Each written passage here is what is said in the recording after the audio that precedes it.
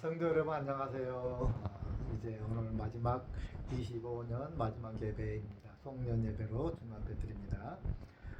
아, 여러분 연말연시 잘 지내고 계시나요? 여러 가지 행사도 바쁘고 여러 가지 즐거운 일, 기쁜 일들 많이 있을 것입니다. 이 송년에 맞이해서 하나님께서 저와 여러분에게 주신 말씀을 묵상하면서 더 은혜스러운 그런 성년이 되시기를 축원합니다. 오늘 말씀은 신명기 8장 2절 한 절 봉독하겠습니다. 내 하나님 여호와께서 이 40년 동안에 너로 광야의 길을 걷게 하신 그것을 기억하라. 이는 너를 낮추시며 너를 시험하사 내 마음이 어떠한지 그 명령을 지키는지 아니 지키는지를 알려 하심이라. 아멘. 오늘 한 해를 마무리하면서 우리가 정말 하나님께서 우리를 지난 시간 동안에 때로는 고통 속에서 때로는 어려움 속에서 시험하시는 것들을 기억하시면서 하나님의 뜻을 우리가 깊이 묵상하는 시간이 되기를 원합니다. 신명기 8장은 가나안 입성을 앞둔 이스라엘 백성에게 주어진 영적인 결산의 말씀입니다. 이스라엘은 모세의 인도로 출애굽한 후에 가나안 땅 가까이까지 빠르게 갔습니다. 일반적으로 약 40일 정도면 갈 수 있는 거리라고 이야기합니다. 그런데 가데스 바네아에서 정탐꾼 12명을 모세가 가나안 땅에 보냈습니다. 그런데 그 중에서 10명이 돌아와서 부정적인 이야기를 합니다. 그래서 모세에게 항의도 하고 불만을 품고 반역을 하기에 이르릅니다. 야, 가나안 땅 우리는 절대 들어갈 수 없어. 그것은 너무나 그 사람들은 기골이 장대해서 우리가 싸워도 이기지 못할 거야. 이런 부정적인 이야기들. 물론 과연 그것은 포도송이가 한 송이를 두 사람이 지고 갈 만큼 그렇게 풍성하긴 하지만 그런 만큼 그 사람들은 힘이 세고 강하고 우리가 절대 그들을 정복할 수 없을 거야 라고 부정적인 말을 하면서 모세가 우리를 가나안에서 죽이고자 한다 막 이런 불평불만을 합니다. 그래 다시 애굽으로 돌아가자 막 이렇게 반영을 하는 거예요. 그 모습을 보시면서 하나님께서 선언을 하십니다. 이 출애굽 1세대는 이 약속의 땅에 결단코 들어가지 못할 것이다. 하나님께서 그러시죠. 그래서 결과 어떻게 됩니까? 12명의 정탐꾼 중에 2명의 정탐꾼만 빼고 여호수아, 갈렙 이 두 사람만 빼고 하나님의 하나님의 말씀 믿고 우리는 반드시 이길 수 있다, 들어갈 수 있다라고 주장했던 2명의 정탐꾼만 빼고 모세까지도 광야에서 죽게 됩니다. 이 신명기 8장은 이제 가나안에 들어가기 직전에 모세가 마지막으로 그 광야 시간을 돌아보면서 하나님의 인도하심을 기억하고 믿음을 점검하도록 이스라엘 백성을 향해서 권면하는 말씀입니다. 하나님은 새 땅에 들어가기 전에 먼저 과거를 기억하라고 명령하십니다. 과거를 기억해라. 40년 동안 40년 이전에 가데스 바네아에서 일을 기억하고 광야에서 고난을 기억하고 그 고난 가운데 역사하신 하나님을 기억해라. 하나님의 은혜를 기억해라. 왜 그랬습니까? 사람은 은혜를 잊을 때 가장 쉽게 교만해지기 때문입니다. 우리가 우리의 스스로 잘난 맛으로 성공했다고 생각할 때 그렇게 교만해질 때 우리는 항상 하나님 앞에서 죄를 짓게 되기 때문입니다. 자, 오늘 말씀을 먼저 보면은 이 고난의 길, 광야의 길을 누가 주셨는가 하는 거 먼저 이야기합니다. 여호와께서 너로 광야의 길을 걷게 하신 것을 기억하라 그랬습니다. 광야의 길은 이스라엘이 결코 선택한 길이 아닙니다. 여러분 누가 가난해지기를 원하는 사람이 누가 있습니까? 병들기를 원하는 사람이 누가 있습니까? 무시당하고 그렇게 되기를 낮아지기를 원하는 사람이 누가 있겠습니까? 스스로 그런 길을 선택한 사람은 거의 없을 것입니다. 광야의 길은 이러한 광야의 길은 이스라엘이 선택한 길이 아닙니다. 하나님이 걷게 하신 길입니다. 왜냐하면 불순종의 결과이기도 하지만 동시에 하나님의 섭리의 길이었던 것입니다.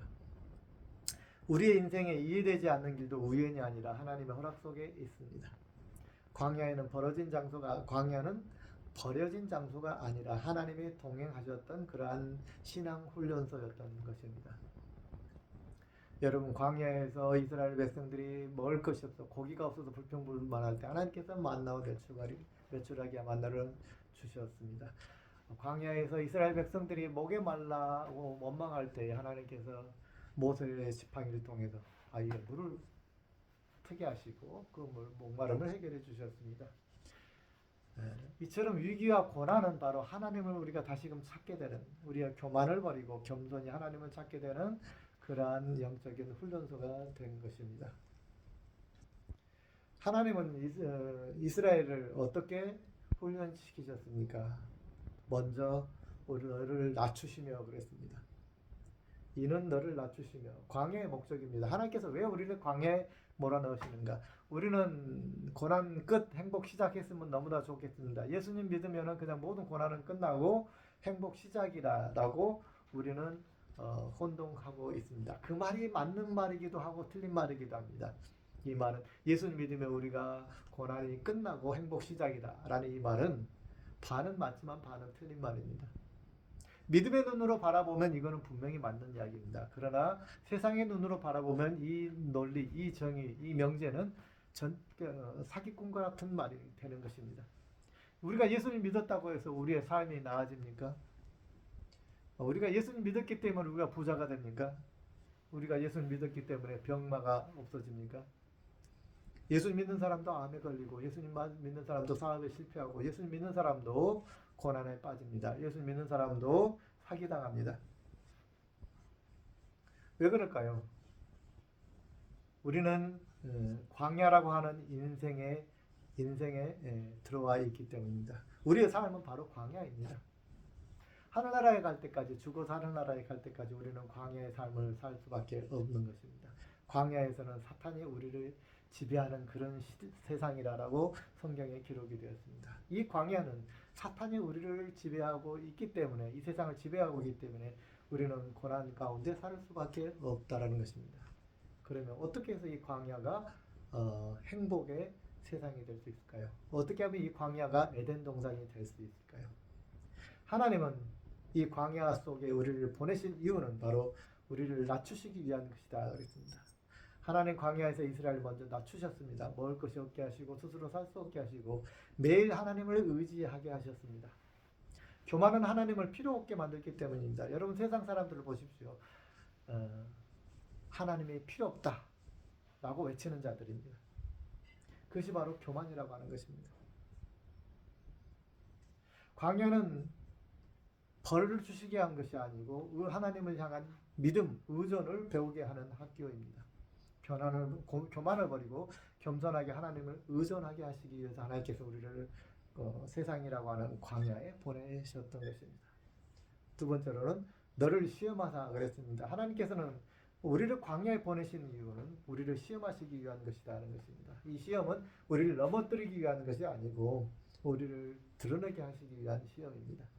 믿음이 있는지 없는지, 입술만의 신앙인지 아닌지 우리를 알게 하기 위해서인 것입니다.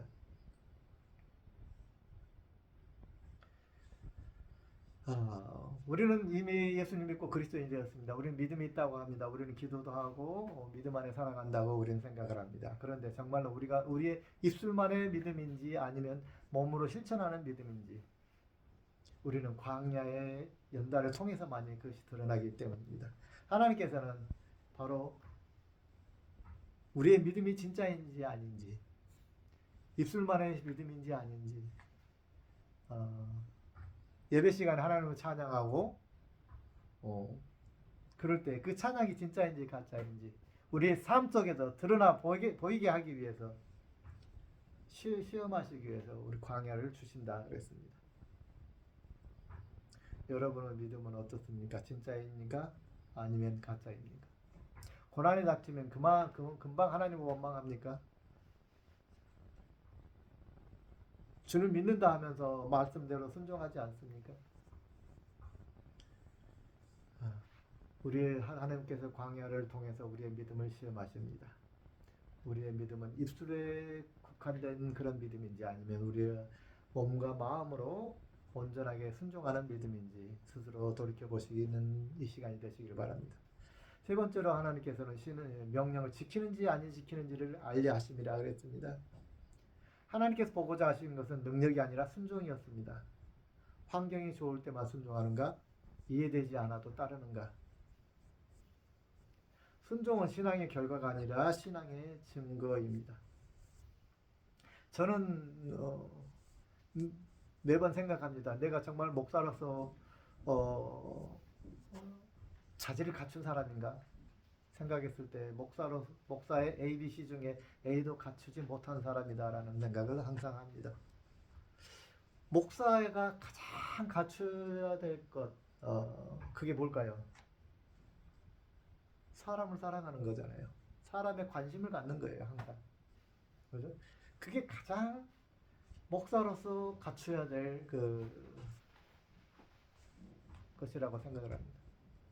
무엇보다도 성도가 아프다 그러면 뛰어갈 수 있어야 되고, 무엇보다도 성도가 고민을 이야기할 때 들어줄 수 있어야 되고, 그걸 해결하고 못하고는 두 번째 이야기입니다. 그거는 하나님께서 하시는 건데, 공감할 수 있는 능력, 이것이 목사에게 가장 첫 번째로 요구되는 요소라고 할 수가 있습니다.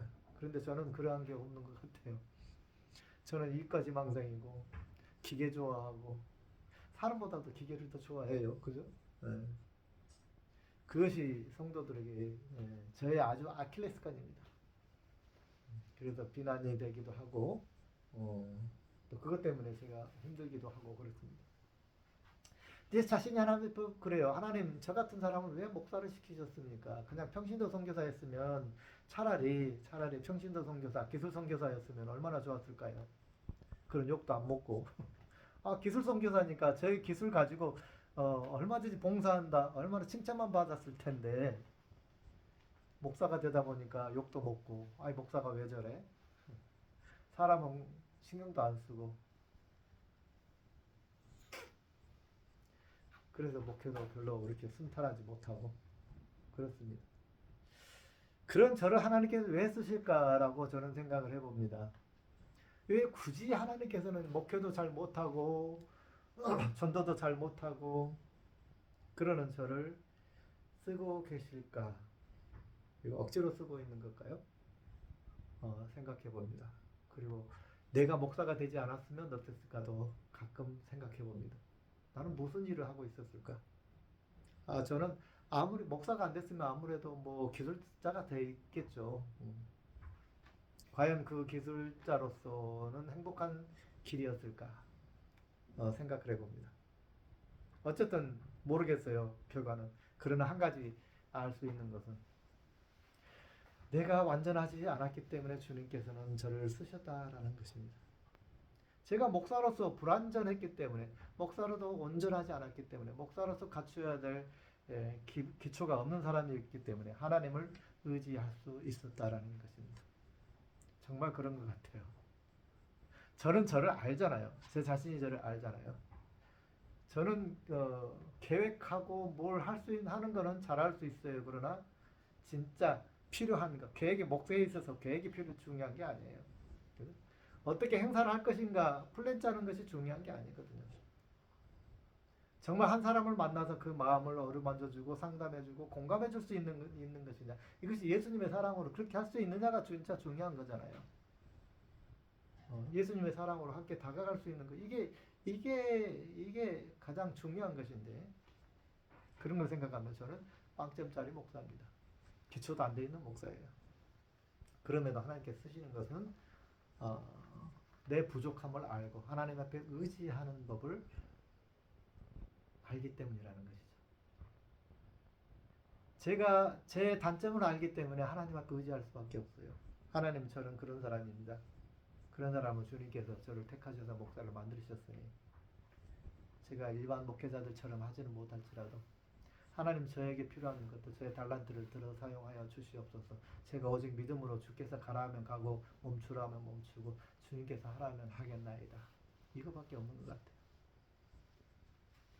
여러분, 우리는 완벽한 사람이 아무도 없습니다. 하나님 앞에서 완벽할 수가 없습니다. 하나님께서는 다양하게 우리를 만드셨습니다. 여러분, 다양함 속의 한 존재일 뿐입니다. 여러분의 부족함을 주님께서 아십니다. 우리가 주님 앞에 나는 부족한 존재입니다. 고백하고 겸손함으로 주님 앞에 나아갈 때에 온전히 주님 말씀에 순종하고자 할 때에 주께서 여러분을 기뻐하시며 사용하실 줄 믿습니다. 여러분 하나님 앞에 온전한 충성으로 승리하는 그리고 하나님 앞에 착하고 충성된 종과 5달란트 칭찬받은 2달란트 칭찬받은 그러한 사람들처럼 전국에는 믿음의 승리를 주님 앞에 가지고 나아가는 저와 여러분이 되시기를 간절히 축원드립니다. 아멘. 기도하겠습니다. 영광의 주님 감사합니다. 이제 마지막 송년 예배 때 이것을 기억하라 주님께서 말씀하셨습니다. 너의 부족함을 기억하고 하나님의 인도하심을 기억하고 부족함 속에서 오직 하나님의 순종하는 그러한 믿음을 보이라 주께서 말씀하십니다. 우리는 어차피 부족한 존재들입니다. 무언가 한가는 나사가 빠진 존재들입니다. 주님, 그러나 주님께서는 그 나사가 빠진 것 때문에 우리를 쓰시고 사용하십니다. 주님, 우리의 부족함은 하나님 앞에서 아무런 문제가 될 수가 없습니다. 우리의 실패는 주님 앞에서 아무런 문제가 될 수가 없습니다. 온전히 주님의 말씀에 순종하고자 하는 믿음, 온전히 주님을 의지하는 믿음을 주께서는 원하십니다. 주님, 우리가 온전히 주님 앞에 의지하며 온전히 주님을 바라보며 주님의 말씀에 순종하는 아버지의 사랑스러운 충성된 종들이 되기를 원합니다.